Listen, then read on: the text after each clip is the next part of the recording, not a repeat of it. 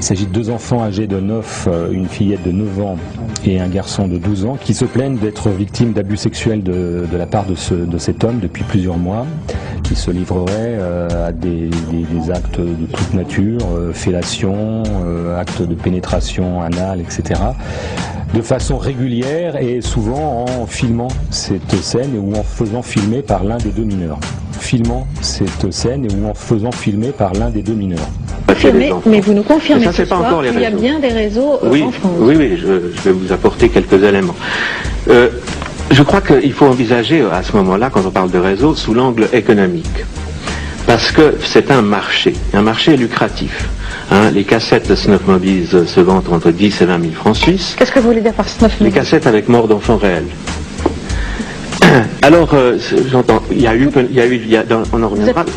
Oui, ces cassettes existent. Il y a déjà quelques années en Belgique, on en a découvert, mais on en parle effectivement assez peu dans les médias. Les personnes qui étaient torturées, parfois tuées à l'occasion de ces séances, déjà les personnes tuées n'étaient jamais consentantes, et que parmi les personnes torturées, il y avait des malades qui réclamaient ce genre de traitement, et puis des personnes non consentantes, parfois des enfants, qui étaient d'abord torturés puis mis à mort, le tout filmé, faisant l'objet d'un trafic de cassettes vidéo illégales qui s'échangerait à des prix fous sous le manteau. Alors les cassettes, d'après toi, qu'est-ce que contiennent ces cassettes et à quoi est-ce qu'elles servent? Est-ce que tu as une idée ou une indication là-dessus? Alors, c'est pas une idée, mais c'est une perspicacité, parce que j'ai vu une cassette, et à l'intérieur de la cassette, quand il l'a mis, moi je me suis mis dans un coin pour pas la regarder. Et on entendait des bruits étranges, et à un certain moment, il y avait une personne qui pleurait, et François qui rigolait. Et, François, c'est ton père? Oui. Pour moi, je l'appelle François parce que j'allais pas l'appeler par un gros mot, sinon on m'aurait dit ce garçon est mal aimé, mal éduqué. Et quand j'ai vu ce qui s'était passé dans cette cassette, il y avait un homme avec une tache blanche sur cette joue et qui avec un revolver tiré sur une gamine. Sur une gamine? Oui, sur une fille. Et il a tiré 2 coups. Moi j'ai cru que c'était François qui avait tiré. Et non, c'était pas lui, c'était dans la maison. Donc tu es en train de me dire que les cassettes, ce sont des cassettes de choses que François lui-même filmait? Non, je dis pas que c'était François qui a filmé. Mais ce sont des scènes réelles qui étaient filmées sur ces cassettes, c'est pas de la fiction. C'est pas des cassettes de films déjà publiés, c'est... Ah non, pour moi c'était pas une cassette publiée ni rien. Donc parce que sur cette cassette on voyait François donc... Non, François il n'y était pas. Ah, il n'était pas, d'accord, c'est ça je n'avais pas compris. On voyait... Une autre personne? Une autre personne. Et tu connais cette autre personne? Tu l'avais déjà vue? Oui, je l'ai déjà vue dans la chambre François. Ah. Dans la chambre de François, il y avait une photo où c'est qu'il se tenait comme ça. Et lui, c'était la même chose. Et quand je regardais, parce que derrière, des fois, il y a écrit France, tout ça, la date, tout ça, ben je regardais. Et là, en gros, et en drap arraché, il y avait écrit In Colombia. Voilà. Ok. Et je suis sûre de cette personne car elle avait la même tache blanche sur la joue.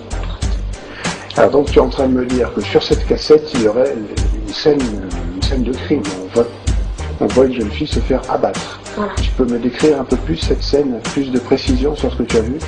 Ben, j'ai vu le monsieur, c'était la nuit, il y avait un mur et au-dessus il y avait des escaliers, parce qu'il y avait comme des escaliers, parce qu'il y avait une rampe et ça se passait la nuit et il y avait une fille blonde, elle avait la douzaine et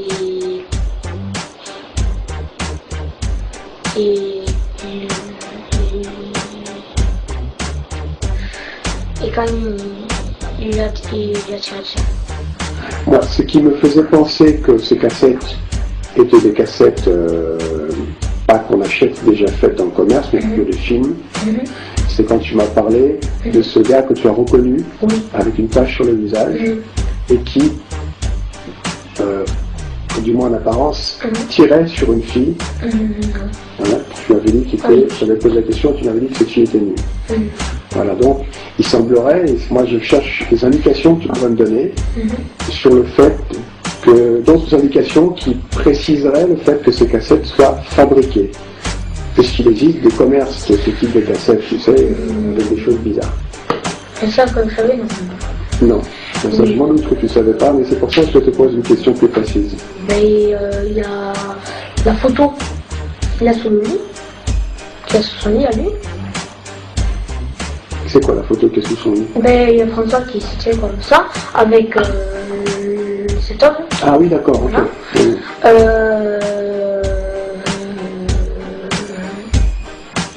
Les cassettes, tu m'as dit qu'il a beaucoup de cassettes. Oui. Et c'est des cassettes vidéo, hein? C'est pas des DVD. C'est des cassettes vidéo. Qui sont numérotées. De A, la meilleure lettre, je crois que c'est une grecque, un truc comme ça. Ok. Il n'y a pas le Z et il n'y a pas le Z, le Z.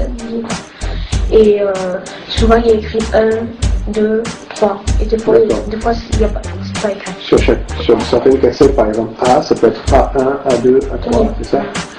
Ok. Tu as jamais entendu qu'il disait qu'il vendait des cassettes ou qu'on lui a demandé? Si, Virginie, une fois il lui a dit, cette cassette, quand elle est trop vieille, tu peux aller la vendre. Ça, c'est très intéressant. Est-ce que tu as entendu parler d'argent aussi? Par exemple, la cassette se vend combien? Ou est-ce que tu as entendu quelque chose? Je sais pas. Je sais que la cassette, quand il a vendu cette cassette, il est revenu avec beaucoup d'argent. Ça, je sais.